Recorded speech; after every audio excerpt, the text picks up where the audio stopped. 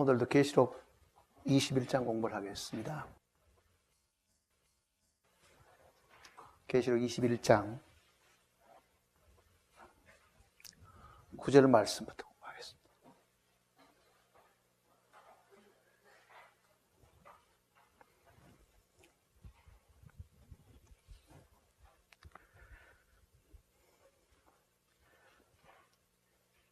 일곱 대접을 가지고 마지막 일곱 재앙을 담은 일곱 천사 중 하나가 나와서 내게 말하여 이르되 이리 오라. 내가 신부 곧 어린 양의 아내를 내게 보이리라 하고 성령으로 나를 데리고 크고 높은 산으로 올라가 하나님께로부터 하늘에서 내려오는 거룩한 성 예루살렘을 보이니 하나님의 영광이 있어 그 성의 빛이 지극히 귀한 보석 같고 백옥과 같으며, 거기에 지금 빠졌습니다. 백옥과 같으며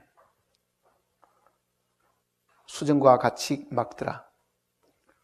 크고 높은 성곽이 있고 12문이 있는데 문에 12천사가 있고 그 문들 위에 이름을 썼으니 이스라엘 자손 12지파의 이름들이라. 동쪽에 세 문, 북쪽에 세 문, 남쪽에 세 문, 서쪽에 세 문이니 그 성의 성곽에는 12기초석이 있고 그 위에는 어린 양의 12사도의 12이름이 있더라. 내게 말하는 자가 그 성과 그 문들과 성곽을 청량하리고 금 갈대자를 가졌더라. 그 성은 네모가 반듯하여 길이와 너비가 같은지라. 그 갈대자로 그 성을 청량하니 12,000스타디온이요 길이와 너비와 높이가 같더라. 그 성곽을 청량함에 144규빗이니 사람의 청량 곧 천사의 청량이라. 그 성곽은 벽옥으로 사였고 성은 정금인데 맑은 유리 같더라. 그 성의 성곽의 기초석은 각색 보석으로 꾸몄는데 첫째 기초석은 벽옥이요 둘째는 남보석이요 셋째는 옥수요 넷째는 녹보석이요 다섯째는 홍만호요 여섯째는 홍보석이요 일곱째는 황옥이요 여덟째는 노곡이요 아홉째는 다망옥이요 열째는 비치옥이요 열한째는 청옥이요 열두째는 자수정이라.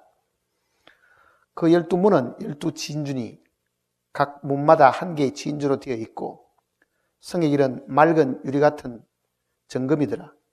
성 안에서 내가 성전을 보지 못하였으니 이는 주 하나님 곧 전능하신 이와 및 어린 양이 그 성전이심이라. 그 성은 해나 달의 비침이 쓸데없으니 이는 하나님의 영광이 비치고 어린 양이 그 등불이 되심이라. 만국이 그 빛 가운데로 다니고 땅의 왕들이 자기 영광을 가지고 거리로 들어가리라. 낮에 성문들을 도무지 닫지 아니하리니 거기에는 밤이 없음이라. 사람들이 만국의 영광과 존귀를 가지고 거리로 들어가겠고 무엇이든지 속된 것이나 가정한 일 또는 거짓말하는 자는 결코 거리로 들어가지 못하되 오직 어린 양의 생명책에 기록된 자들만 들어가리라. 27절 말씀까지 읽었습니다. 기도하십니다.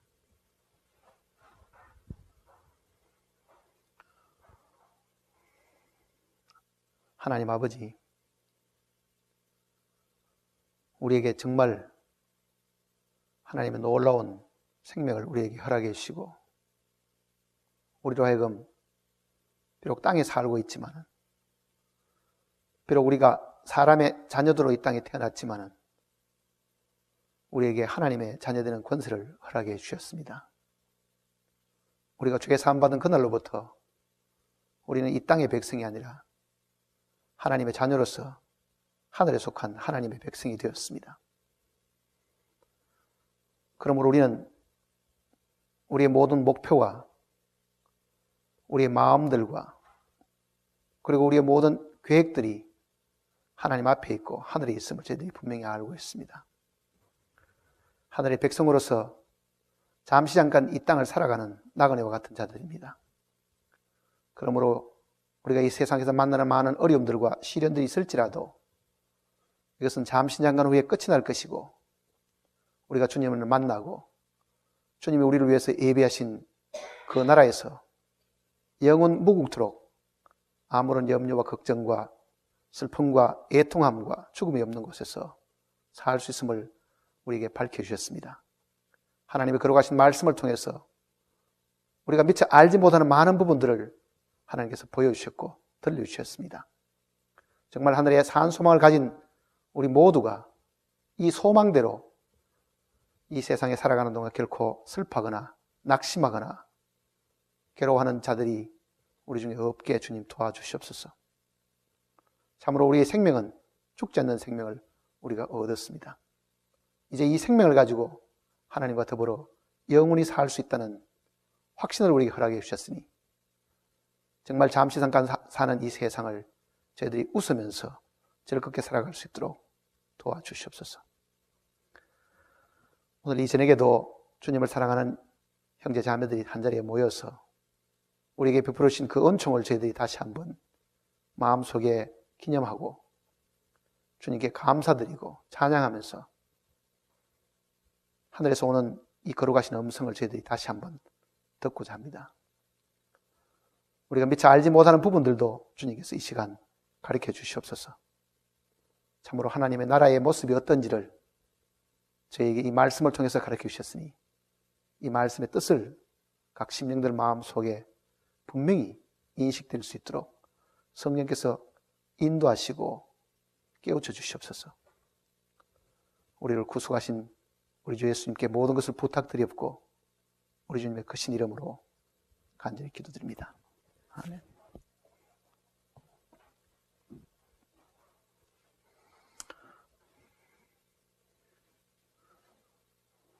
지난번 21장 앞부분을 잠깐 우리가 공부를 했습니다.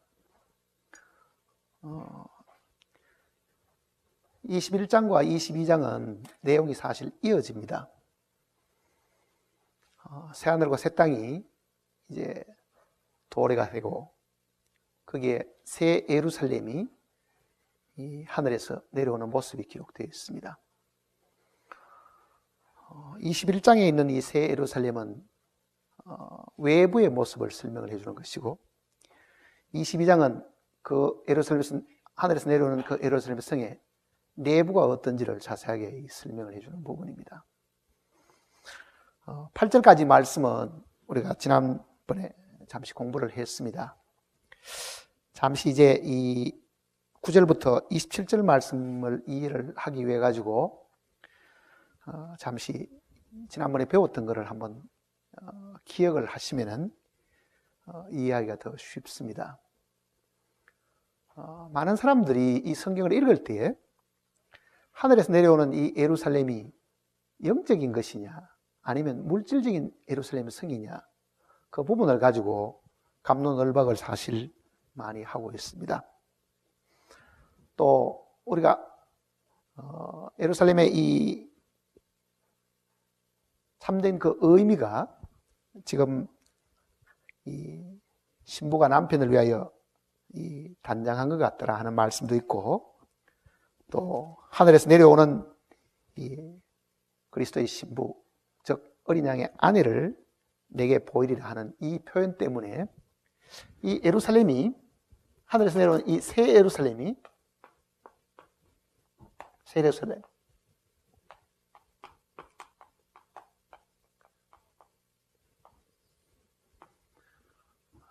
구원받은 모든 성도들로 이 구성된 이 교회를 두고 이야기하는 이야기다. 이 교회는 곧 어린 양의 신부이죠. 신부이다. 여기서 한 발자국도 더 안 나가려고 하는 사람이 있습니다. 여기는 교회다. 그러니까 교회가 하늘에서 이제 새하늘과 새 땅에 와서 살게 된다. 이제 그 이야기를 강조하는 사람들이 있습니다. 제가 19장 처음 시작할 때에 19장을 해석하는 그 내용이 사실은 이 앞에 우리가 공부한 내용 속에 있다고 말씀을 드렸습니다.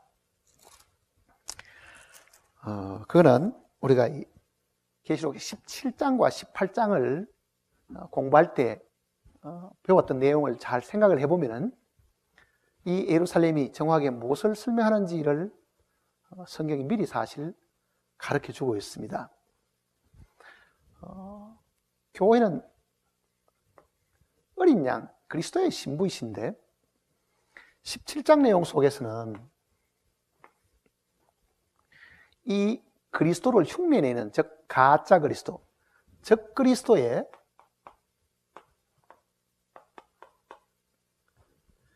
신부, 즉 그리스도의 신부를 바벨론이라고 지금 설명을 한다고 그랬습니다. 바벨론. 17장 내용소에는 즉 그리스도의 신부를 지금 바벨론.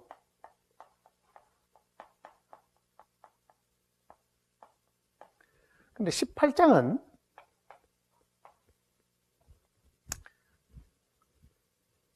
이 즉 그리스도의 신부를 바벨론으로 표현한 이 바벨론을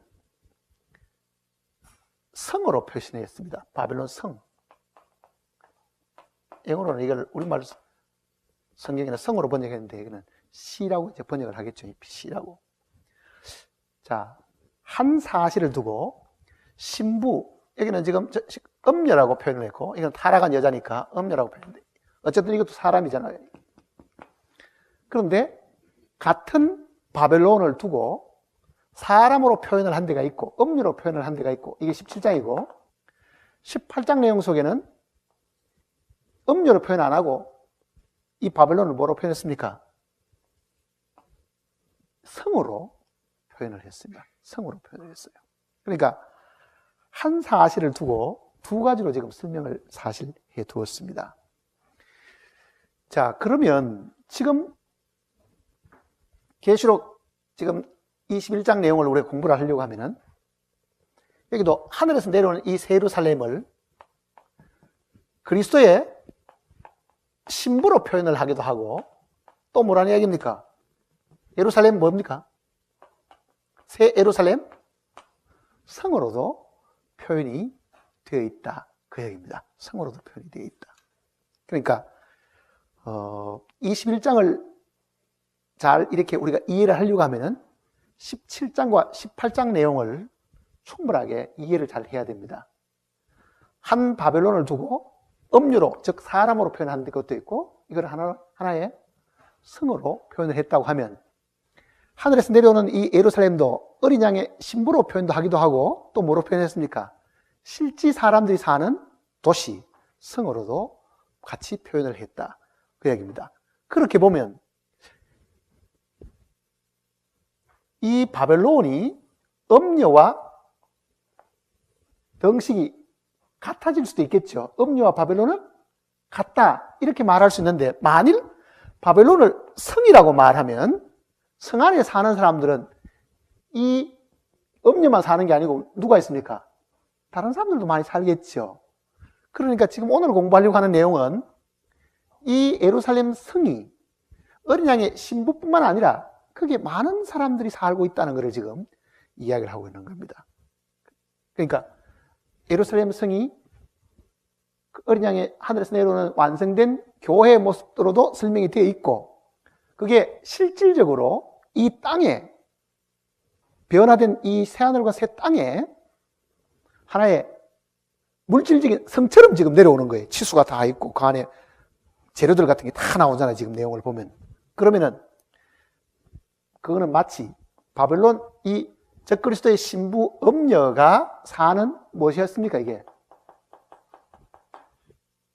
도시가 바벨론이 멸망하는 게 나오잖아. 18장 내용 보면은. 그러니까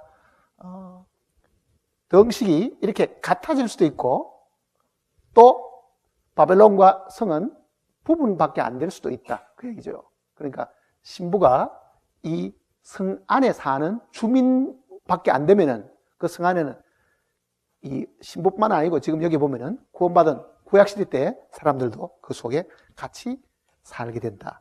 그 내용을 먼저 기억을 하셔야만 이 내용을 이해할 수 있습니다.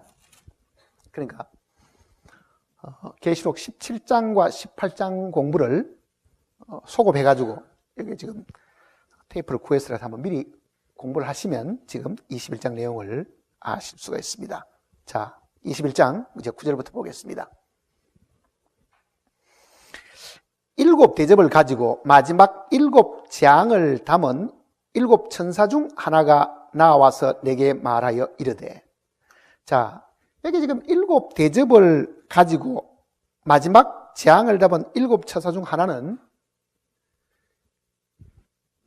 그리스도의 신부인 새 예루살렘을 보여주는 천사지죠. 그런데 이 동일한 천사가요,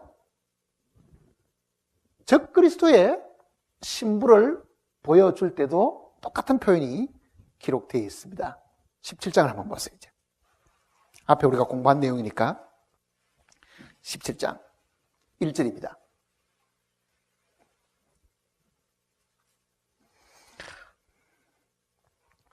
또 1절입니다. 또 7 대접을 가진 7 천사 중 하나가 와서 내게 말하여 이르되 이리로 오라. 많은 무리에 앉은 큰 음녀가 받을 심판을 내게 보이리라. 거기도 7 대접을 가진 7 천사 중 하나가 적그리스도의 신부인 음녀에 대한 것을 지금 보여준다고 지금 이야기를 하고, 그 다음에 3절을 보면요, 그가 성령으로 나를 데리고 광야로 가니라. 자, 음녀는 지금 어디서 보여줍니까? 광야에서 보여지죠. 그런데 어린 양의 신부는 어디에서 보여주는 걸 한번 보세요. 이제 19장을 보시면은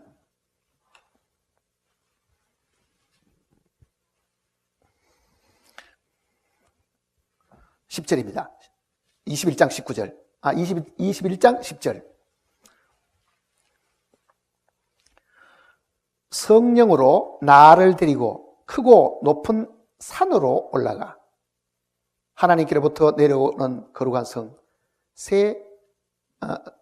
예루살렘을 보이니. 자, 적그리스도의 신부를 보는 데는 이게 세상이라는 뜻입니다. 쉽게 말하면은 평지라는 것은 항상 세상 사람이 사는 이 땅 위를 이야기하는 거고, 보통 하나님의 계시를 받는 사람은 산 위에 올라가서 계시를 받는 게 많죠. 그러니까 우리가 이 땅에 살지만은 항상 높은 곳에 거해야만, 영적으로 위치가 높은 곳에 있어야만 우리는 하나님의 계시를 바라볼 수 있다는 걸 사실 암시를 하고 있는 겁니다. 이 세상에서 세상 사람들이 다 먹는 것을 먹고, 세상 사람이 가진 걸 다 가지고, 세상 사람이 즐기는 걸 다 즐기고, 세상 사람이 가는 곳에 다 다니면서 하나님의 계시를 받기를 바라면은 그건 사실 불가능한 거예요. 적어도 우리는 평지에서부터는 높은 곳으로 가 있어야만, 하늘 가까이에 접한 곳을 가야만 하늘의 계시를 사실 바라볼 수 있다는 걸 성경이 암시하고 있는 겁니다. 보세요. 같이 구원을 받은 사람들이라도 세상에 이 물질적인 욕심에 사로잡혀가지고 세상 사람들이 사는 그 삶을 그대로 살면은 사실 그가 이 땅에 사는 동안에도 계시받을 일이 사실 없습니다. 성경을 깨닫기도 힘든 거거든요. 뭔가 분별돼야 되고 세상 사람보다는 더 높은 데 거처를 삼아야 된다는 걸 성경이 지금 가르쳐 주는 겁니다. 그래서 17절에는 평지고 광야에서 지금 보여주는 거고, 지금 21장의 내용 속에는 하늘에 있는 새 예루살렘의 계시는 높은 산으로 지금 올라가는 거예요. 지금 높은 곳으로.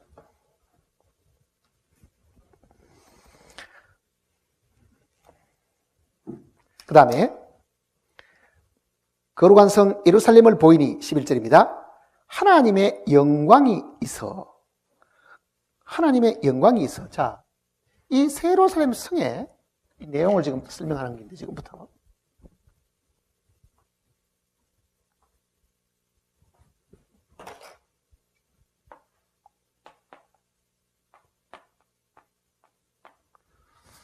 자, 새 예루살렘을, 하늘에서 내려오는 이 거룩한 새 예루살렘을 보니까 뭐가 있다 그럽니까, 지금?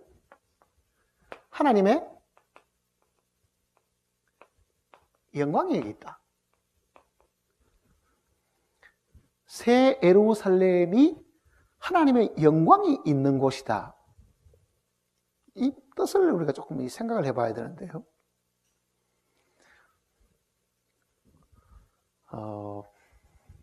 로마서 3장 23절에 보면은 이런 말씀이 있습니다. 모든 사람이 죄를 지었으며 하나님의 영광에 이르지 못하더니, 그러죠.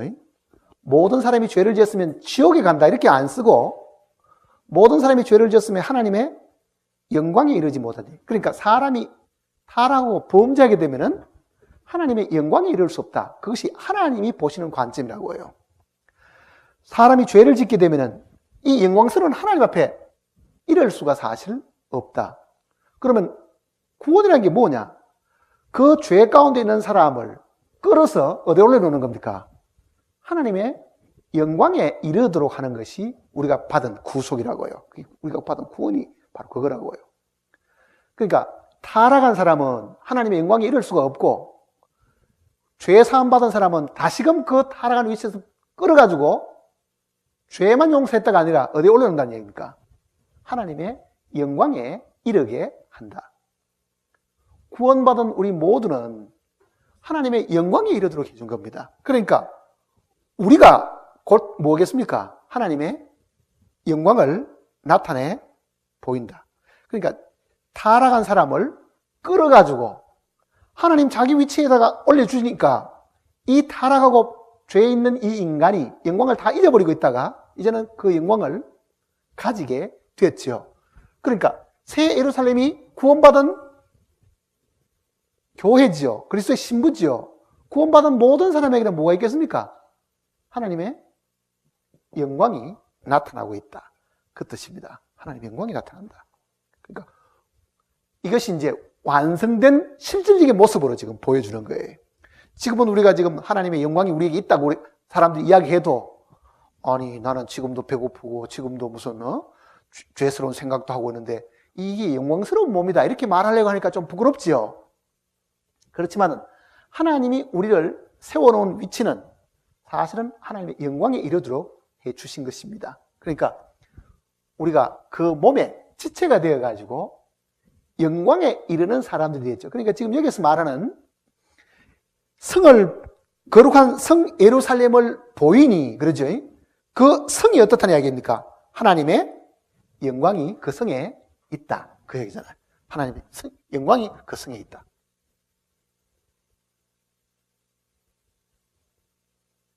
그러니까 장차 하늘에서 내려오는 이 예루살렘 성은 죄 가운데서 구속함을 입고 하나님의 영광에 이르는 사람들의 집합체잖아요. 집합체.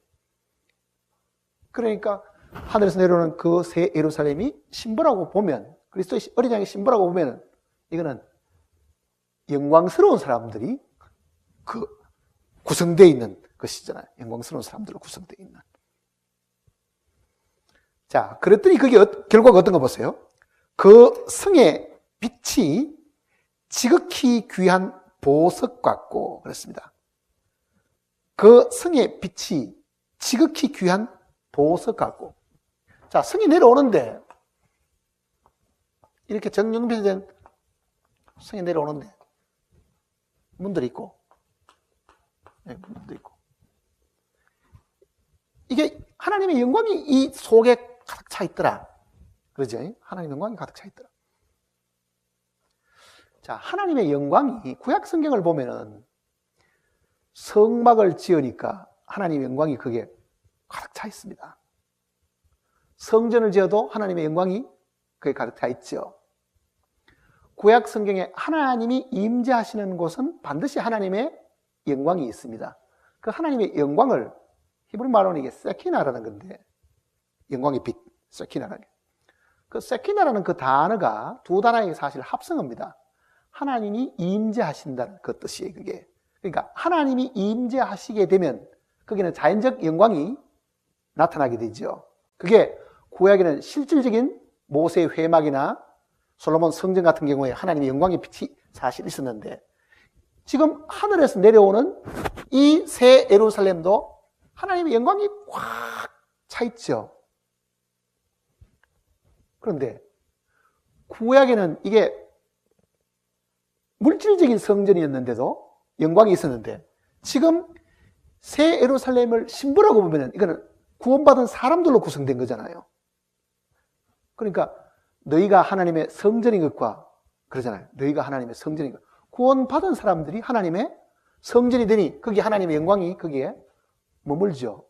그런데 여기는 또 뭐라고 말하냐면은 이 성전에 빛이 나오는데, 여기 지금 보세요. 귀한, 지극히 귀한 보석 같고 그렇습니다. 보석 같고. 여기서 빛이 나오는데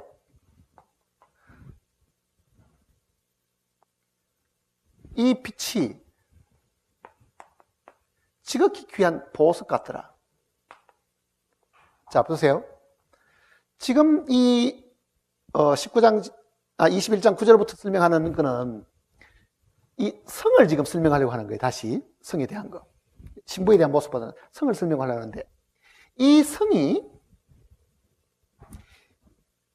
빛이 나오더라. 그러니까 그저 성만 내려오는 게 아니라 그 성에 빛이 쫙 발산하겠죠. 빛이 비치겠죠. 그게 보석에서 나오는 빛과 같다. 지극히 비싼, 아주 값비싼 보석에서 나오는 빛과 같다. 보석 반지 있습니까? 네? 잘 모르시겠다 그러면. 보석 반지 한 번도 본 적이 없으면. 보석은 그 자체가 빛을 가지고 있는 것이 아닙니다. 보석은. 빛이 비치면은요, 그 보석이 그 빛을 굉장히 아름답게 비춰주는 거예요. 그게 보통 유리하고 다이아몬드하고 다른 이유가 바로 그게 그런 거예요. 그러니까 보석이 빛을 더 아름답게 사람들에게 투사시켜 주는 거잖아요. 보석 자체가 발광체는 아닌데 그게 빛만 비쳤다 그러면은 그 빛이 너무너무 아름다운 빛으로 나타나는 거예요. 자, 하나님의 영광이 이 보석 같은 데다 비쳤다고 하니까 여기서 어떻게 된 얘기입니까? 그 빛이 더 아름다운 빛으로 영광이 나타난 거죠. 그러면은 구원받은 성도들이 무슨 역할을 하는 겁니까, 이게? 보석 역할을 하는 거잖아요, 사실은. 보석.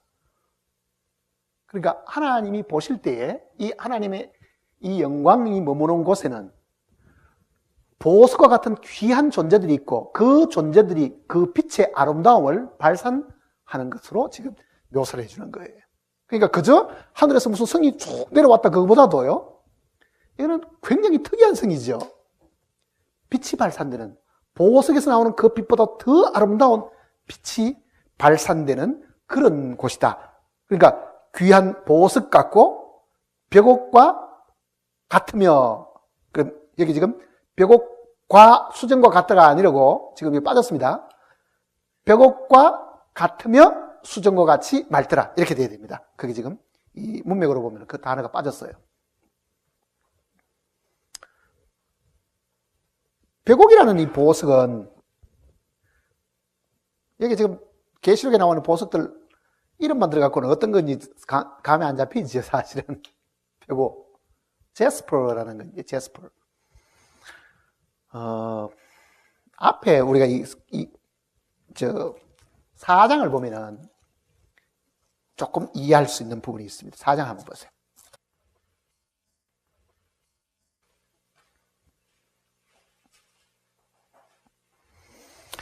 계시록 4장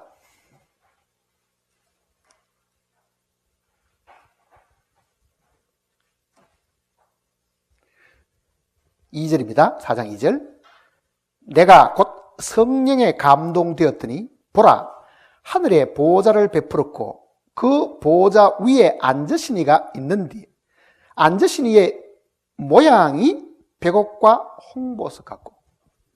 자, 4장 내용은 하나님의 모습을 지금 뭐로 표현했습니까? 벽옥으로 표현했죠. 벽옥. 하나님의 그 모습이 벽옥 같고 홍보석과 같더라. 앉으신 그 모습이. 자, 하나님의 모습도 벽옥으로 표현을 했고 지금 하늘에서 내려오는 이 새 예루살렘도 이게 벽옥과 같고 수정처럼 아주 맑더라. 지금 여기 이제 우리가 자주 읽어보게 되는 것이 뭐냐면요, 지금 하늘에서 내려오는 이 새 예루살렘들이 길도 정금으로 되어 있는데 투명한 정금이더라. 세상에 투명한 정금 본 적 있습니까? 세상에는 그런 거 없다고요. 금이 누렇고 뭐 이렇지, 그게 유리처럼 맑아가지고 투명한 정금이 없잖아요. 근데 지금 여기 내용을 보면은 벽옥과 같으며 수정과 같이 맑더라. 아니면요, 수정도 투명하지요. 그러니까 이 새 하늘과 새 땅에 있는 이 성전은 하나부터 열까지가 다 투명하다는 이야기입니다. 감추어진 것이 없고 다 드러나 있는 거예요. 한번 생각을 해보세요. 하나님 앞에는 우리가 드러나지 않을 것이 다 모든 게 다 드러나겠지만은요, 장차 우리의 이 거처가 될 이 새 예루살렘도 하나부터 열까지가 다 투명한 거예요. 투명하다는 것이 지금 이 특징으로 사실 되어 있습니다. 하나님도 벽옥 같으시고 이 성도 벽옥같이 보이더라. 속성이 어떻습니까? 같죠. 하나님의 속성이나 이 새 예루살렘의 속성은 같은 것이라는 이야기를 지금 하는 거예요. 그러니까 우리가 하나님 안에 거한다는 말이나 하나님이 거하시는 성 안에 거한다는 말이나 의미로 보면 그것도 같은 의미가 되겠죠. 자, 다시 보세요. 이제 11절에 하나님의 영광이 있어 그 성의 빛이 지극히 귀한 보석 같고 벽옥과 수정같이 맑더라. 아주 투명하다는 뜻입니다. 벽옥과 수정같이 맑더라. 그 다음에 12절에 크고 높은 성곽이 있고 12문이 있는데 문에 12천사가 있고 그 문들 위에 이름을 썼으니 이스라엘 자손 12지파의 이름들이라. 자, 크고 높은 성곽이 있더라. 이거는 성벽이 있는 겁니다. 성벽. 그러니까 성도 있고 성벽도 있다는 이야기죠. 성벽도 있다. 성벽이 있다. 성곽은 성벽을 이야기하는 거니까. 자, 벽이 있다는 것은 뭐를 이야기하는 거겠습니까? 우리가 보통 벽을 칠 때는 어떻게 하는 겁니까? 이게 경계선이죠. 더 침범하지 마라는 말과도 같은 이야기라고요. 더 침범하지 마라는 말과도. 자, 새 하늘과 새 땅에 새 하늘이 지금 도래했습니다. 바다도 지금 다시 없습니다. 이제 하늘에서 지금 새 예루살렘이 내려왔습니다. 여기서 빛이 발산됩니다. 하나님의 빛이 보석처럼 이렇게 굉장히 아름다운 빛으로 지금 발산되고 이 벽, 둘레에 이 벽이 있다는 이야기잖아요. 벽이 가까이 못 하도록끔. 그러면은 새 하늘과 새 땅에 이 성곽이 무슨 역할을 하겠어요? 경계선 역할을 하겠죠. 그러면은 새 땅에 사는 사람도 있고 벽 안쪽에, 즉 성 안에 사는 사람도 있다. 이게 구분되어 있다는 것을 지금 이야기하는 거예요. 우리는 천연왕국 때도 하늘에 속한 백성이 있고 땅에 속한 백성이 있다 그랬죠. 영원한 이 하나님의 나라에도 이게 구분이 있습니다. 지금 그래서 지금 이 벽이 있는 거예요. 그러니까 새 땅에 사는 사람은 여기에 거주자가 아닙니다. 사실은 새 하늘과 새 땅에 사는 사람들 중에 이 안에 성 안에 사는 사람이 있는가 하면은 성 밖에 사는 사람들이 있음을 지금 이야기하려고 하는 거예요. 이 내용이. 이게 19장에 그 내용을 좀 설명한 겁니다. 그럼 어떤 사람은 야, 영원한가 새 하늘과 새 땅에 무슨 그런 구분이 있냐? 구분이 있습니다. 구분이 있다고요, 지금. 보세요. 어떤 구분이 이제 거기 있는가를 보세요, 이제. 12절에 크고 높은 성곽이 있고 12문이 있는데, 자, 이 성곽은 성벽이죠. 벽이 있는데, 이게 정육면체로 되어 있으니까, 사방으로 되어 있으니까, 문들이 지금 한 면에 3개씩 있겠죠. 그러면은, 4면이니까 4, 3, 12, 12문이 있더라. 그러죠. 12문이 있더라. 문제는 그 12문에 누가 지키고 있습니까? 12천사가 지키고 있는 거예요. 12천사가 있더라. 자, 그럼 한번 보세요. 천사가 여기에 보초 쓰고 있고, 성 안에 사는 사람들이 높겠어요? 천사가 높겠어요? 성 안에 사는 사람이 높습니다. 그러니 장차 성 안에 가는 백성들은 천사들이 종들처럼 섬기게 됩니다. 히브리서 내용도 그 내용을 이야기하는 거예요.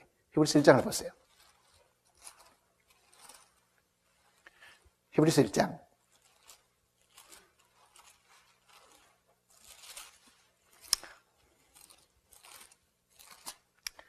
히브리서 1장 13절과 14절을 보십시다. 13절과 14절. 어느 때 천사 중 누구에게 내가 네 원수로 내 발등상에 되기까지 너는 내 우편에 앉아 있으라 하셨느냐. 14절 같이 읽어볼까요? 모든 천사들은 섬기는 영으로서 구원받을 상속자들을 위하여 섬기라고 보내심이 아니냐. 드디어 천사들에게 섬김을 받을 때가 옵니다. 그게 지금 새하늘과 새 땅에 들어갔을 때예요. 지금은 아직도 우리가 이 육신의 타락된 몸을 가지고 있기 때문에 천사가 우리보다는 훨씬 더 월등하고 지위도 높고 지혜도 높습니다. 그러나 어느 날 우리가 부활의 몸을 입고 우리의 몸이 신령한 몸으로 바뀌게 되면, 그리고 성 안에 가는 백성이 되게 되면 우리는 하나님의 아들들로 살게 되는 것이고, 이 하나님의 아들들을 천사들이 지키고 서서 출입하는 이 모든 사람을 지키고 서는 보초병처럼 섬기는 종으로 있게 된다는 것을 이야기합니다. 그것이 새하늘과 새 땅에 거할 때 이제 그런 일들이 생깁니다.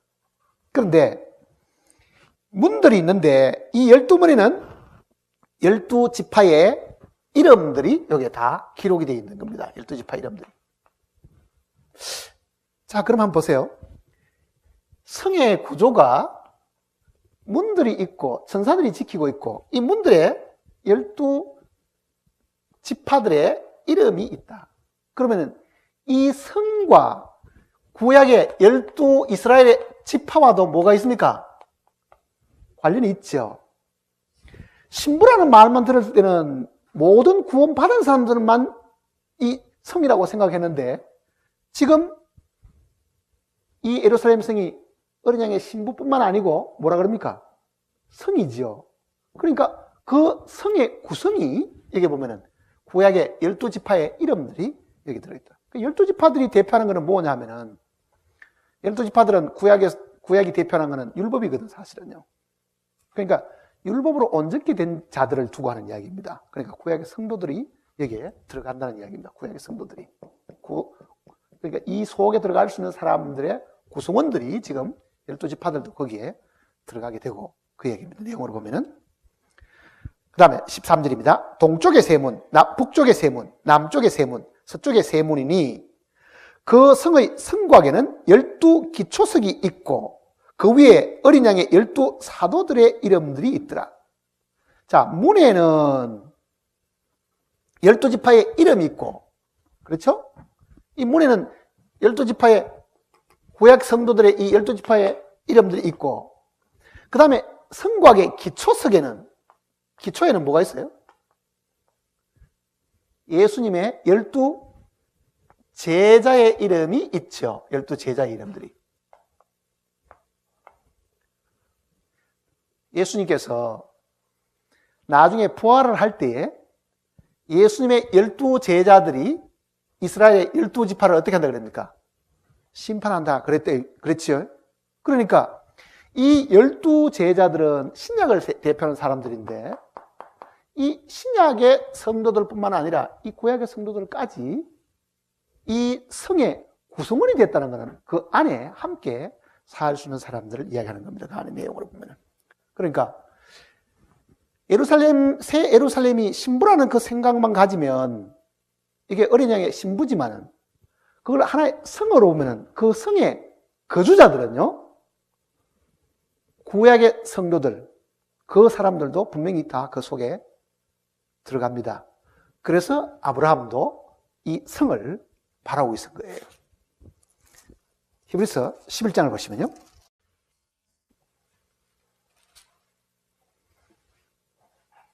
히브리서 11장.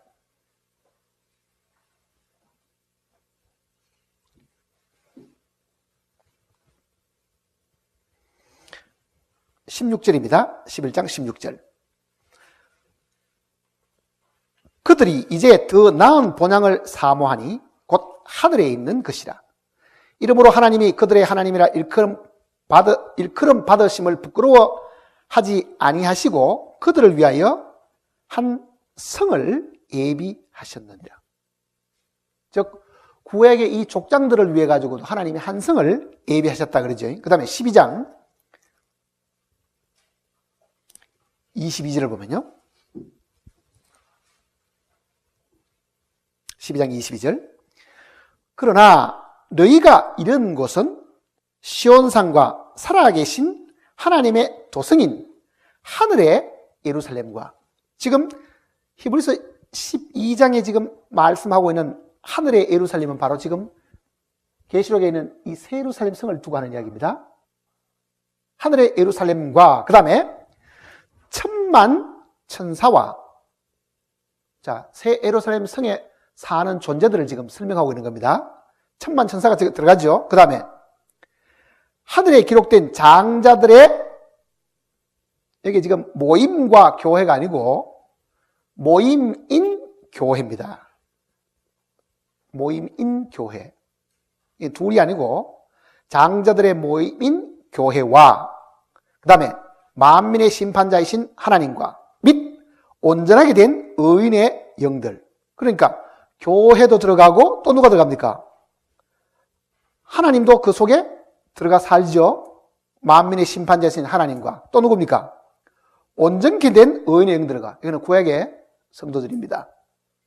그러니까 천사들, 하나님, 구약 성도들, 신약의 교회, 이것이 이 새 예루살렘의 거주자들이라는 걸 지금 이야기하고 있는 거예요. 내용을 보면은. 그러니까 아브라함도 이 한 성을 바라보고 있었다 그러잖아요. 한 성을, 하늘에서는 이 한 성을 기다리고 있었던 거죠. 그 아브라함이 기대하고 있던 그 성이 지금 드디어 내려옵니다. 지금. 그러니까 그 사람들은 성 안에 거주하는 존재들이죠. 성 안에 거주하는 존재들. 그런데 그 뒤를 읽어보면 성 밖에 사는 사람들이 있습니다. 성 밖에 사는 사람들이. 자, 또 보세요. 15절입니다. 계시록 21장으로 돌아갑시다. 21장 15절. 내게 말하는 자가 그 성과 그 문들과 성곽을 청량하려고 금 갈대자를 가졌더라.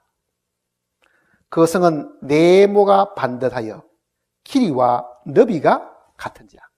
그 갈대자로 그 성을 청량하니 12,000 스타디온이요 길이와 너비와 높이가 같더라. 자, 이 내용을 읽어보면요, 이게 영적인 성이냐 물질적인 성이냐 사람들이 이걸 가지고 말고합을 하지만요, 실제 부활한 몸을 가진 사람들, 예수님도 부활하셨고 그 부활하신 이후에도 예수님이 갈릴리 바다에서 제자들에게 야 얘들아 먹을 것이 없느냐 해가지고 뭘 잡습니까? 생선도 그 앞에서 잡수시죠. 그 성경 구절을 읽으면 사람들이 답답한 부분이 있습니다. 부활의 몸을 입고 나중에 변소가면 어떻게 귀찮아고 어떻게 되겠는가? 안 먹었으면 딱 좋다고 싶으시죠, 지금 생각에는. 부활의 몸은. 근데 분명히 부활의 몸도 만질 수 있는 몸이라고 해요. 왜? 의심 많은 제자들에게 예수님 뭐라 그럽니까? 도마에게 네 손가락을 넣어가 내 입꼬리에다가 한번 넣어보라 그러죠. 그러니까 예수님이 부활하는 몸은 영적 존재가 아니고 뭡니까? 영은 살과 이 피는 없지만 부활의 몸은요, 뼈가 없으되 그러잖아요. 나는 있다 그러잖아요. 이 살과 뼈가 있다고 이야기한 거거든요. 그러면은 주님이 부활한 몸을 가졌던 그 몸은 연기처럼 무대에 살았다 왔다 하는 그런 몸도 아니고, 어떻게 보면은 이게 영적 존재인 것 같기도 하고, 만질 수 있다고 하면 또 뭐 같습니까? 이게 물질적인 존재인 것 같기도 하죠. 이 성이 그런 거예요, 지금. 이게 어떻게 보면은 하늘에서 내려온 완전한 존재이기 때문에 100% 이게 영적인 것 같기도 한데, 이 내용대로 하면은 치수도 나오고 거기에 있는 재료도 나오고 다 나오잖아요. 그거는 마치 우리가 부활 이전과 부활 이후를 생각해 보면 이해할 수 있는 부분하고 같습니다. 이 땅도 마찬가지예요. 하나님이 처음 만든 하늘과 땅이 있듯이 그것이 새로운 하늘과 새로운 땅으로 갈아입고 먼저 것이 다 없어져 버리면은 마치 예수님이 부활의 전에 몸도 가지고 계셨고 부활 이후에 몸도 가지고 계신 걸로 생각하면은 이해하기가 훨씬 더 쉽다 그 얘기입니다. 지금 그러니까 이게 영적인 몸은 뭐 보이냐 안 보이냐 그게 아니라 이거는 부활의 몸처럼 만질 수도 있고 그렇지만 이게 쇠퇴하거나 부서지거나 망하거나 그런 일은 없습니다. 부활의 몸이란 거는. 왜? 부활한 사람은 다 천사와 같고 다시 죽는 일이 없다고 하잖아요. 다시 보세요. 이제 16절에 그 성은 네모가 반듯하여 키리와 너비가 같은지라 그 갈대자로 그 성을 측량하니 12,000 스타디온이요 키리와 너비와 높이가 같더라. 자, 이 성의 지금 크기가 지금 나옵니다. 이 성의 크기. 근데 재밌는 거는요. 지금 계시록 21장에 나와 있는 이 성의 치수들은 대부분 뭐가 들어 있습니까? 12라는 숫자가 들어 있습니다. 12. 12 사도들, 12 지파들. 그렇죠? 그 다음에 12,000 스타디온도 12 곱하기 1000이죠. 12 곱하기 1000이죠. 그 다음에 그 뒤에 나오는 거 보면은 144 규빗이다. 144 규빗도 12 곱하기 12라고요. 자, 성경에 이 숫자들도 다 의미가 있다고 제가 전에 이야기 드렸죠. 성경에는 7이라는 숫자를 굉장히 좋은 숫자로 지금 표현했습니다. 모든 숫자는 1에서부터 7까지 가지고 다른 숫자를 다 이렇게 더하거나 곱하거나 다 이렇게 만들어요. 7은 완전한 수라고 성경이 표현을 했는데 완전한 수는 하나님의 숫자가 3이고 사람의 숫자가 4니까 3과 4가 더해진 것입니다. 이거는 3 더하기 4에 이거는 완전한 수기는 해도 시간 안에서 완전한 숫자입니다. 흘러가는 완전한 숫자예요. 그러나 영원 안에서 완전한 수는 더하는 것이 아니고 뭐 한 겁니까? 곱해놓은 거예요. 그래서 영원 속에서 완전한 수는 12로 표현이 되어 있습니다. 12. 그러니까 곱하는 거는 더하거나 뺄 수 있는 게 아니죠. 곱해버리니까 합산이 돼가지고 12가 나온 거다. 그러니까 이 계시록 지금 21장과 22장 내용은 영원 속의 이야기입니다. 영원 안에 있는 이야기. 새하늘과 새 땅이 도래했을 때는 이제는 하나님의 영원한 나라 속에 지금 들어간 거거든요. 그러니까 그 안에서 완전한 것은 7이 아니고 이게 12다. 그 얘기입니다. 12. 그러니까 보석들도 12보석이 나오죠. 그 다음에도. 그 다음 보세요. 12,000 스타디온이요. 그랬습니다. 12,000 스타디온. 12,000. 곱하기 12,000이니까 곱하기 1 스타디온이 스타디온. 스타디아 혹은 스타디온이라는 거는 이 트랙을 이 스테디움이라 그러죠. 스타디움이라 그러잖아요. 그러니까 그게 과거에 그 올림픽의 최초 발상지 올림피아에도 지금 가보면은 그 고대 올림픽의 발상지에 가면은 이 스타디움이 있다고요. 그 트랙, 그 경기 한 바퀴 도는 이 거리를 한 스타디움이라고 이야기한 거예요. 한 스타디움. 여기 한 바퀴 거리를. 그게 지금 치수로 계산하면은 물론 지금 치수야 뭐 정확하게 뭐 지금은 뭐 센치가 있고 뭐 키로가 다 나와 있지만 그 옛날에는 한 뼘, 한 큐빗 이렇게 계산하다 보니까 대충 계산하면은 190cm 정도. 190m 정도. 1m 186 혹은 190, 192 이거는 뭐 치수가 지금 정확히 하면 그 평균적으로 따지면은 190m나 혹은 200m 정도 돼요. 200m. 한 스타디온이라는 게. 그러면은 200으로 보면 이거는 약 얼마입니까? 마일로 따지면은 이게 천안은 500마일, 킬로로 따지면 약 한 2,400km 정도 됩니다. 2,400km. 그런 성 본 적 있어요? 한 면의 길이가 2,400m로 뻗어가지고 넓이, 길이, 높이까지 정육면체로 된 큰 성이 있다. 어마어마하게 큰 성입니다. 그게 사람이 만든 것이 아니고 하늘에서부터, 하늘을 쳐서 지금 내려와서 이 땅에 있는데, 그렇게 또 빛이 보석처럼 굉장히 아름다운 빛이 그 성에서 밖으로 발산되고 있는 거죠, 지금. 그러니까 밖에 사람은 뭘 보겠어요?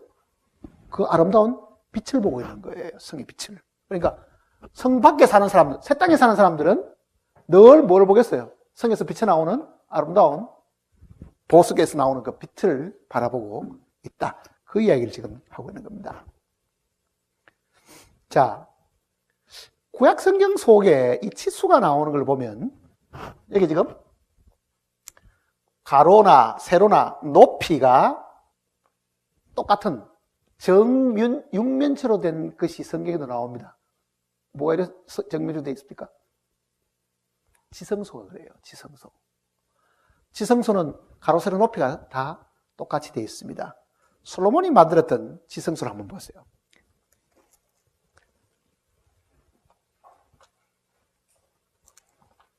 열왕기 사항을 보시면요. 6장입니다. 520페이지 열왕기 사항.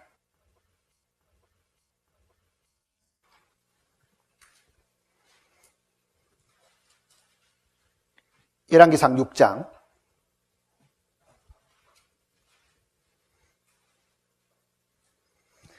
19절입니다.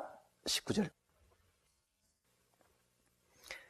여호와의 언약궤를 두기 위하여 성전 안에 내소를 마련하였는데, 내소는 지성소를 말하고 외소는 성소를 말합니다.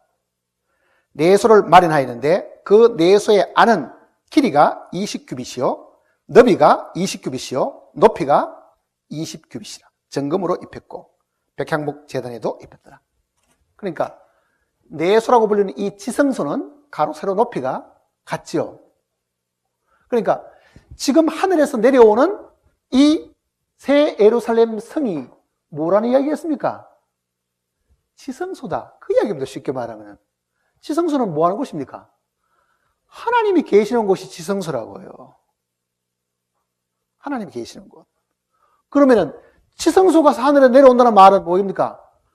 하나님이 계시는 처소가 땅으로 내려와서 땅의 사람들과 같이 거하게 된다. 그 내용을 지금 보여주는 거예요. 하나님이 사람 가운데 들어오셔가지고 사람과 같이 거하시게 된다. 그게 하늘에서 내려오는 지성소입니다. 이 내용을 앞부분에 이렇게 설명했잖아요. 3절 보세요. 21장 3절. 21장 3절. 계시록 21장 3절입니다. 내가 들으니 보좌에서 큰 음성이 나서 이르되 보라 하나님의 장막이 사람들과 함께 있음에 하나님이 그들과 함께 계시리니, 즉 하나님의 장막이 그러죠. 하나님의 장막이 그거는 하나님의 거처인 하늘의 성소, 즉 지성소가 사람과 같이 있게 됐다. 하나님은 지성소 안에 계시는데 그 지성소가 땅으로 내려왔으니까 하나님의 장막이 하나님 사람과 함께 있게 된다 그러잖아요. 그 다음에 하나님이 그들과 함께 계시리니 그들은 하나님의 백성이 되고 하나님은 친히 그들과 함께 계셔서 모든 눈물을 그 눈에서 닦아주시니 다시는 사망이 없고 애통하는 것이나 고가는 것이나 아픈 것이 다시 있지 아니하니 처음 그들이 다 지나갔습니다. 그러니까 3절 내용은 바로 하나님의 장막인 이 새 예루살렘이 하늘에서부터 땅으로 내려왔다고 이야기하고 그 치수가 가로세로 높이가 똑같다고 이야기하고 이거는 하나님의 거처인 지성소를 두고 사실 이야기하는 것이다. 하나님 거처가 사람 속에 지금 내려왔다는 것입니다. 그 다음에 17절입니다. 17절. 그 성곽을 청량하매, 이거는 성벽입니다. 성벽. 이게 성의 크기는 자그만치 2,400km나 되지만은요, 키로로 따져도 성벽의 이 두께가 지금 나오는 거예요.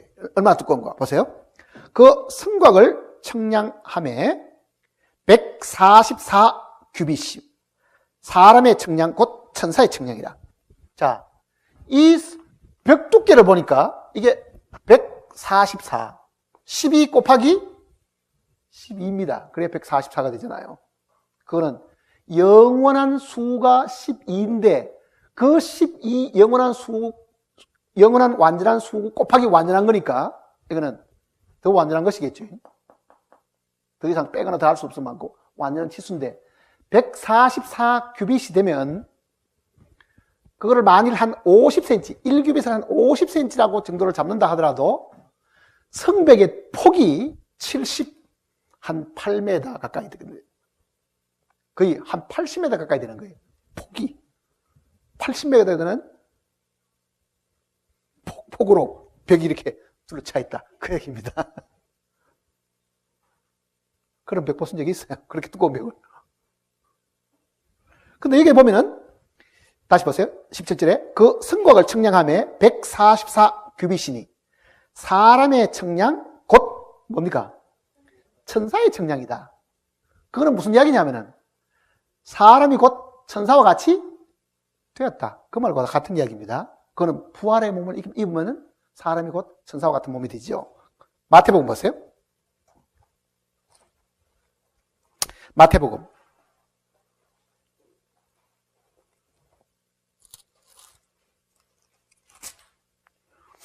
22장입니다. 22장.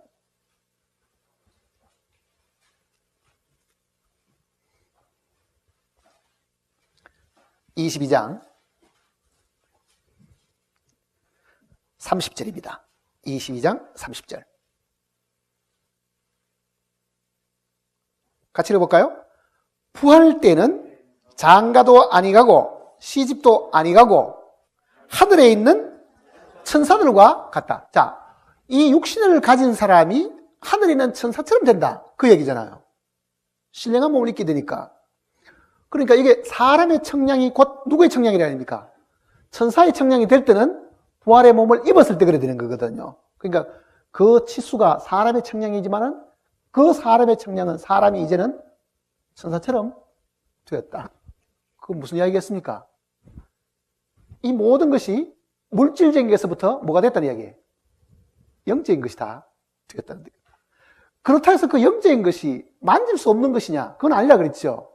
주님도 신령한 몸을 입으셨지만은 만질 수 있고 입꼬리에 손가락을 넣을 수가 있는 것이지만은 그거는 분명히 육의 몸이 있은즉 신령한 몸도 있다 그러잖아요. 그러니까 그 신령한 몸으로 바뀌는 것이 사람이 천사처럼 되니까 청량도 사람의 청량이 천사의 청량과 같아진다. 그 이야기입니다. 이 내용은. 그 다음에 18절. 그 성곽은 벽입니다. 벽옥으로 쌓였고 그 성은 정금인데 맑은 유리 같더라. 이 세상에는 이런 금 없습니다. 맑은 유리 같은 금 본 적 있어요? 상상하기 힘든 거라고요.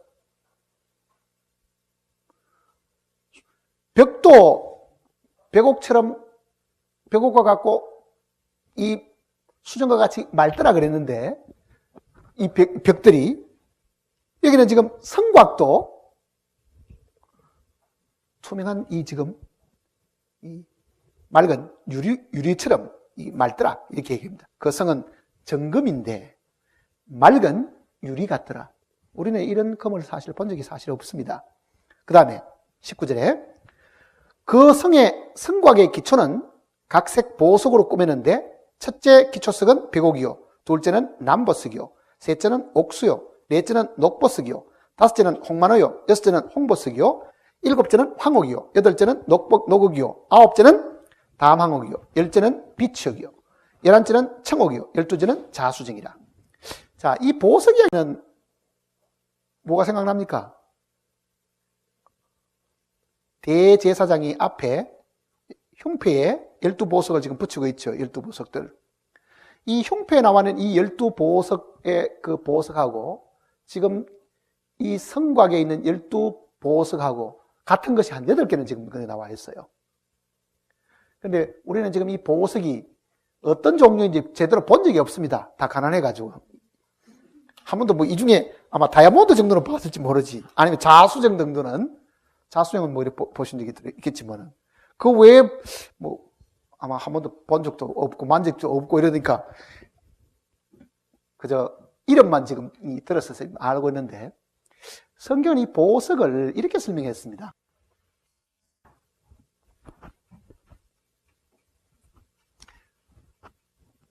금은 성부 하나님의 이 모습을 이야기하는 겁니다.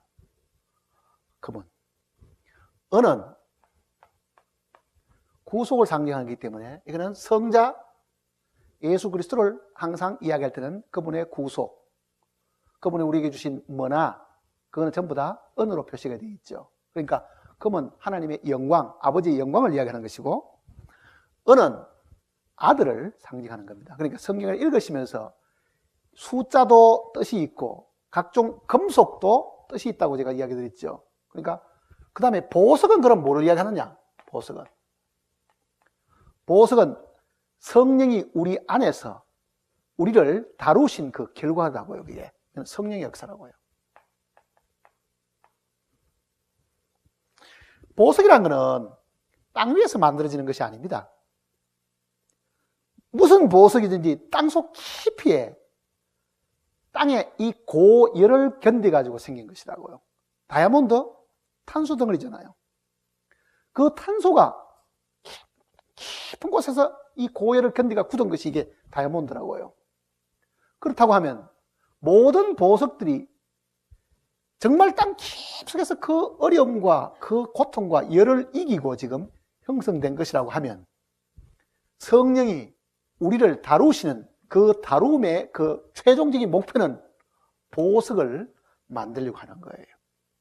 내가 살아가는 동안에 고통과 어려움이 있고 시련이 있고 많은 슬픔이 있다 하더라도요, 그 슬픔과 고통과 괴로움은 우리의 이 모나고 거치는 이 육신을 하나님께서 쳐서 부서뜨리고 이거를 보석으로 다듬어가는 과정 속에 있는 거예요, 이게. 그러니까 지금 여기에 열거된 이 많은 것들은 성도들의 이 성령이 다루어 결과의 모습을 지금 사실 나타내 보여주는 거라고요. 성이 신부고 교회잖아요, 그게. 교회가 이 땅에 있는 동안에 순교도 하지요. 이 땅에 있는 동안에 잡혀가지고 짐승이 뜯어먹히기도 하면서 많은 어려움과 시련을 겪고, 그 교회가 그러면서도 주님을 바라보고 살아왔던 그것이 사실은 이 보석으로 다듬어져가는 과정 속에 사실 있는 것입니다. 그러니까 성령의 역사는 보석이고, 성자의 역사는 은이고, 성부의 역사는 금이다. 그 얘기입니다. 금이다. 그러니까 지금 이게 마지막에 이 보석의 이야기가 많이 나오는 거는 이제 그렇게 다루는 것에 대한 최종적인 결과, 교회의 완성을 두고 하는 이야기거든요. 어린양의 신부의 이 완성이기 때문에 그 완성이 완성되고 보니 이렇게 아름다운 보석처럼 되어 있더라. 그 내용을 지금 설명하려고 하는 겁니다. 또 보세요.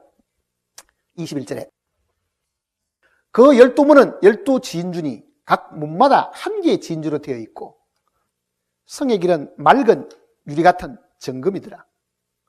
문도 있는데 이 문은 12문들이 있는데 이게 전부 다가 지인주로 되어 있더라. 아니, 문이 그렇게 큰데 성곽 높이만 하더라도 거의 한 80m나 폭도 한 80m, 90m 가까이 된다고 하면 그게 문들이 얼마나 크겠어요. 이 지구상에 그런 진주는 없다고요, 사실은. 근데 이 진주는 뭐를 두고 하는 이야기냐? 이 진주도 주님이 받으신 고난과 주님이 받으신 수치와 십자가에 대한 그 모습을 이야기하잖아요. 자, 진주가 어떻게 생깁니까? 진주는 조개가 모래 때문에 고통스러워가지고 내 뿜어놓은 그 분비액이 굳어가지고 진주가 된 거라고요. 그러니까 모든 천연 진주는 안에 깨트리면 그 속에 반드시 모래가 들어있습니다. 그러니 입을 벌리고 있다가 파도 치는 동안에 모래가 쏙 들어가 보면요, 요 깍깍깍깍한 거를 손이 있으면 끄집어내지만은 조개가 손이 없으니까 그 괴로운 거를 이기려고 분비액을 내뿜는 거예요, 분비액을. 그 분비액이 쌓이고 해가지고 나중에 이렇게 진주가 되는 거예요. 그러니까 사실 진주는 조개의 괴로움의 결정체입니다. 괴로움의 결정체. 그거는 마치 주님이 이 땅에 있는 동안에 내가 문이다 그러지요. 예수님 문이라고 이야기하잖아요. 그 문이 무슨 문입니까? 여기는 진주문이잖아요. 주님이 우리를 당하신 십자가의 고통과 괴로움과 이 모든 것은 문으로, 그것도 진주문으로 지금 묘사가 되어 있는 거예요, 지금. 그 다음에 21절에 그 12문은 12진주니 각 문마다 한 개의 진주로 되어 있고 성의 길은 맑은 유리 같은 정금이더라. 여기도 또 유리 같은 정금 이야기가 나오죠. 그러니까 사실 우리는 이런 부분을 들어도 현재 우리의 지식으로 혹은 지혜로는 이게 상상하기가 힘듭니다. 이거는 주님 앞에 갔을 때 이게 바로 투명한 정금이었구나 뭐 이렇게 아마 될 겁니다. 그 다음 또 보세요. 22절에 성 안에서 내가 성전을 보지 못하였으니 이는 주 하나님 곧 전능하신 이와 및 어린 양이 그 성전이십니다. 왜 성전이 없겠어요?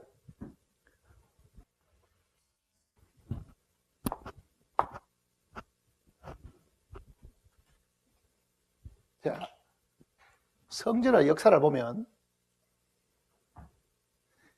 성전의 최초의 모형은 모세가 만든 성막입니다. 그러니까 성전의 변천사죠. 성전의 변천입니다. 이걸 보면은 첫째는 모세가 만든 모세의 성막이고,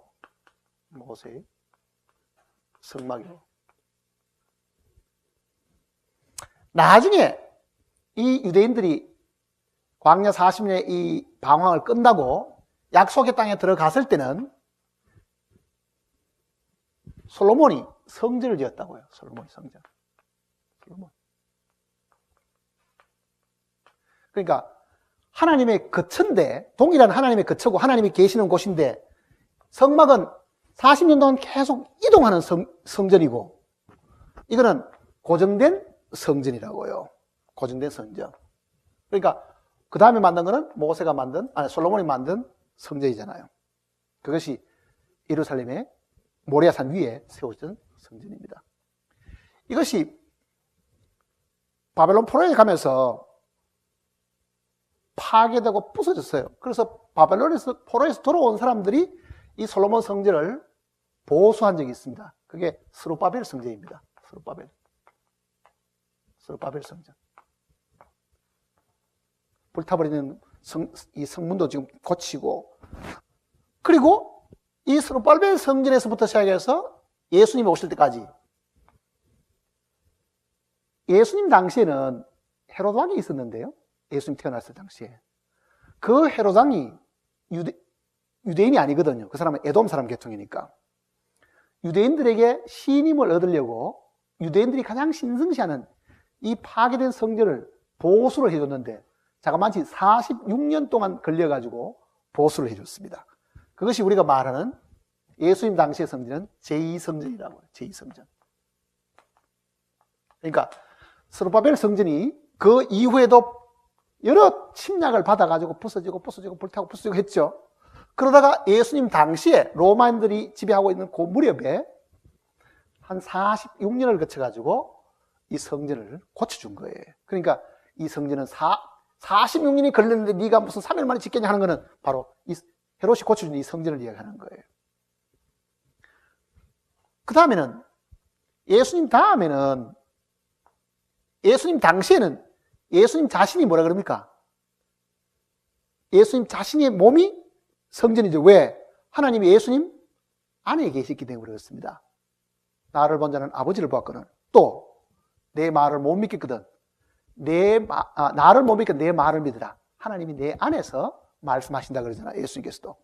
그러니까 예수 그리스도 자신이 하나님의 성전이었습니다. 예수님의 몸이죠. 예수님의 몸으로서의 성전. 예수님이 돌아가시고 그러면 하나님이 어디 계시느냐? 그거는 연합된 몸 속에 계시죠. 이게 교회입니다. 지금 이 땅에 있는 교회들이라고요. 이 땅에 있는 교회들. 그러니까 이 땅에 구원받은 성도들이 하나님을 모시고 있는 살아있는 성전이죠. 그러니까 너희 몸이 하나님의 성전인 것과 그러잖아요. 너희 몸이 하나님의 성전인 것. 그러니까 교회가 하나님의 성전인데 교회가 어느 날 공적으로 이제 휴거돼 올라가죠. 그러면은 7년 대환란 기간 동안에는 뭐가 있겠어요?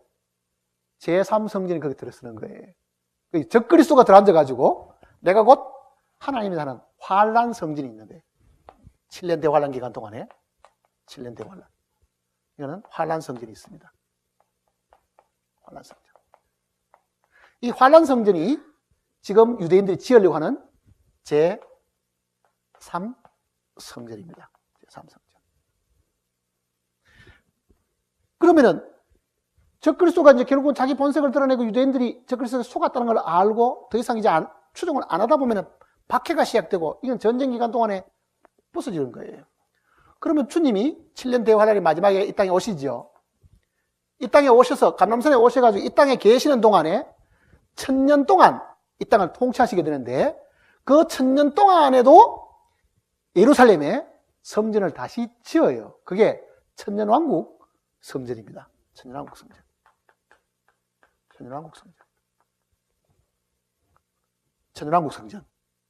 이거는 예루살렘에 짓게 되는 겁니다.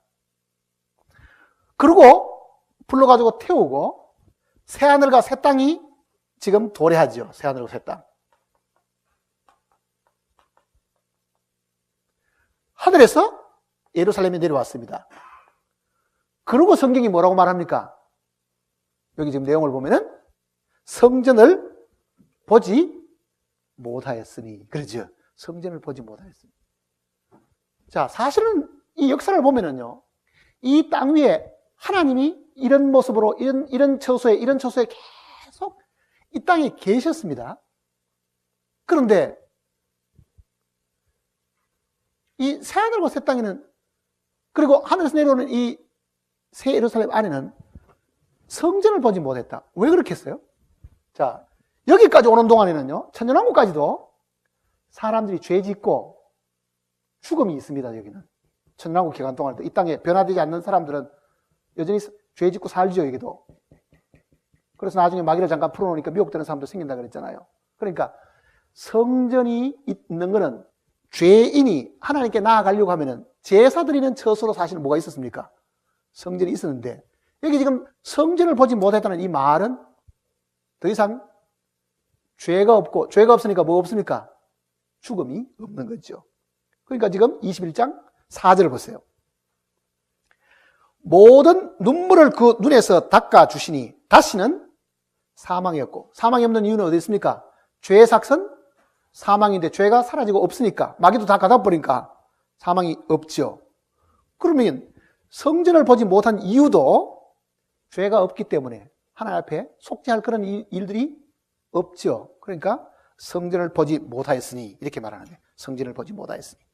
그 다음에 이는 주 하나님, 22절입니다. 이는 주 하나님이 곧 전능하신 이와 및 어린 양이 그 성전이십니다. 자, 전능하신 이와 어린 양이 바로 성전이다. 그러니까 성 안에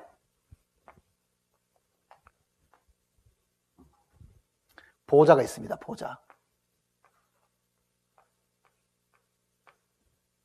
보좌가 있는데 이 보좌가 바로 전능하신 이와 어린 양이 함께 앉는 보좌라. 이건 무슨 이야기냐면은 하나님과 어린 양이 온전히 하나 되는 걸 이제 봅니다. 그러니까 이게 지금 이 보좌는 단수로 되어 있는 거예요. 하나님의 보좌, 어린 양의 보좌가 아니라 하나님과 어린 양의 보좌. 보좌는 하나밖에 없고 하나님과 어린 양의 보좌, 이렇게 되어 있는 거예요.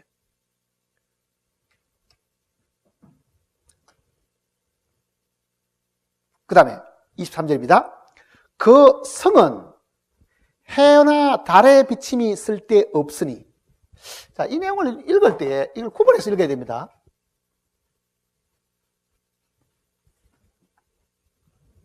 자, 새 땅입니다. 새 땅. 이 바다도 없습니다. 지금 하늘에서 예루살렘에 내려왔습니다. 성이 하나 내려왔죠. 지금 이 성 안에 있는 이야기를 하는 겁니다. 성 안에. 이 성 안에는 그 말입니다. 그러니까 이 새 땅은 지금 다루는 게 아닙니다. 이 성 안에 그 이야기입니다. 보세요.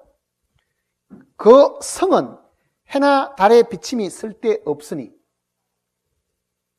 그러면 성 밖에는 어떻게 했어요? 해나 달은 그대로 있다는 이야기입니다. 보세요. 그 성은 해나 달의 비침이 쓸데없으니 이는 하나님의 영광이 비치고 어린 양이 그 등불이 되십니다. 그러니까 성 안에 사는 사람들은 자연의 빛이라는 게 사실은 전혀 필요가 없고 하나님과 어린 양이 그들의 빛이 되신다. 등불이 되신다. 그러니까 성 안에 사는 사람하고 이 새 땅에 사는 사람하고는 구분이 되어 있어요. 그 다음에 이런 거 보시면 알죠. 24절에 만국이란 거는 여러 나라들입니다. nations. 이방인 모든 나라들이죠. 물론 여기는 이방인 유대인 구분이 없지만은 여러 나라들이 그 빛 가운데로 다니고 땅의 왕들이 자기 영광을 가지고 그리로 들어가리라. 낮에 성문들을 도무지 닫지 아니하리니 거기는 밤이 없습니다. 사람들이 만국의 영광과 존귀를 가지고 그리로 들어가겠고. 자, 여기 지금 성 안에 거주하는 사람들은 다릅니다. 성 밖에는 천년왕국을 거치고 들어온 사람들이 있습니다. 천년왕국 때도 하늘에 속한 사람이 있고 땅에 속한 사람이 있다 그랬죠. 하늘에 속한 사람은 변화의 몸을 입은 사람들이지만은 땅에 속한 사람들은 천년왕국을 거치면서 7년 대환을 거치면서 그냥 돌아가거든요. 그 사람들이 여기서 말하는 새 땅의 거주민들입니다. 새 땅의 거주민들. 그네들도 이제는 더 이상 사망이 없으니까 죽지 않는 거예요, 이제. 그러나 성 안에 거하는 사람과 성 밖에 거하는 사람하고는 다릅니다, 내용들이. 그러니까 이 땅에 거하는 이 만국 백성들이, 그리고 그 왕들이, 여기도 왕들이 있겠죠, 이제 많은 사람들이 있으니까. 이 성 안에 출입은 하지만은 이 안에 살 수는 없습니다. 그게 차이가 있는 거예요, 이게 보면은. 들어가긴 하고. 보세요, 이제. 만국이 그 빛 가운데로 다니고. 왜? 이 성에서 뭐가 나온다 그랬습니까? 하나님의 영광이 아주 귀한 보석의 빛처럼 이렇게 성 자체가 빛을 발산한다 그러잖아요. 왜? 하나님 자신이 영광의 빛이니까. 하나님이 그들의 태양이 되시고 등불이 되시니까 그 밖에서도 그 빛이 보이겠죠. 이제 성문이 밖에 다 보이니까. 그러니까 그 빛을 따라가지고 그네들이 인도함을 받는 거죠. 24절 다시 보세요. 만국이 그 빛 가운데로 다니고, 빛 가운데로 다니는 뭡니까? 그 빛의 인도함을 받는다는 뜻입니다. 그 다음에 땅의 왕들이 자기 영광을 가지고 그리로 들어가리라. 그러니까 새 땅에 거하는 사람들의 그게 출입은 하는데 그 중에 왕들도 그 안에 들어가기는 하는데 그 뜻입니다. 낮에 성문들을 도무지 닫지 아니하리니 거기에는 뭐가 없다고요? 그거는 이 안을 두고 하는 이야기입니다. 이 안에는 밤이 없다. 밖에는 밤이 있어요, 없어요? 있습니다. 밤이 있어요. 그 다음 보세요, 이제. 26절에 사람들이 만국의 영광과 존귀를 가지고 그리로 들어가겠고 무엇인지 속된 것이나 가정한 일 또는 거짓말하는 자는 결코 그리로 들어가지 못하되 오직 어린 양의 생명책에 기록된 자만 들어가리라. 당연하죠, 그거는. 이 땅에 있는 죄인들은 어떤 경우든지 간에 들어갈 수가 없는데 생명책에 기록된 사람들만 가능하다. 그 얘기입니다. 생명책. 그리고 이 성 안에 거하는 백성들하고 요 성 밖에 거하는 백성들의 이 차이를 이제 22장 내용 속에 더 나중에 상세하게 이야기합니다. 특히 여기 보면은 22장 잠깐 한번 봅시다. 2절 보세요. 길 가운데로 흐르더라. 강자우에 생명나무가 있어 12가지 열매를 맺되 달마다 그 열매를 맺고 그 나무 잎사귀들은 만국을 치료하기 위하였더라. 아니, 죽음도 없는데 무슨 여기는 치료하는 건 왜 있겠냐가? 왜 치료하는 일이 있겠어요? 그거는 안에 가는 사람이 그런 게 아니고 천년왕국에서 그냥 들어온 사람 있죠. 그 사람들은 죽음은 없다 하더라도 육신을 가지고 있기 때문에 뭐가 있습니까? 연약함이 있으니까 생명나무 그 잎이 이네들의 그 연약함을 강하게 해준다. 그 이야기입니다. 그래서 그네들이 계속 사는 거예요, 이제. 그 생명나무로. 그러니까 성 안에 사는 사람과 성 밖에 사는 사람들의 차이가 분명히 있습니다. 오늘 여기까지만 하겠습니다. 기도하십시다.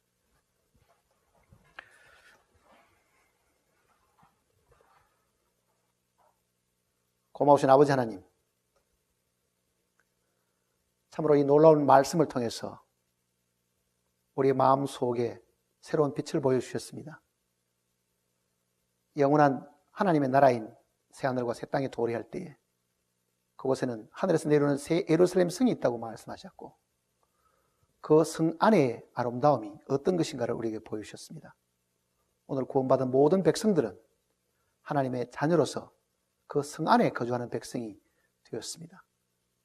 참으로 우리에게 놀라운 은혜를 주셨는데 우리는 우리가 받은 이 은혜가 얼마나 큰지 그리고 얼마나 소중한 것인지 저희들이 제대로 알지 못하고 있습니다. 정말 하나님의 나라에 이를 때에 혈과 육은 하나님의 나라를 상속받을 수가 없다고 말씀하셨고 참으로 우리에게 주신 이 새 생명만이 그곳에 살 수 있는 분기심을 우리에게 가르쳐 주셨습니다. 우리가 받은 죄사함, 우리가 받은 성령, 정말 우리가 받은 이 영원한 생명을 우리가 항상 귀하게 생각하고 감사하는 마음을 잊지 않도록 도와주시옵소서. 우리를 죄 가운데서 구원하신 주 예수님의 거룩하신 이름으로 기도드립니다. 아멘.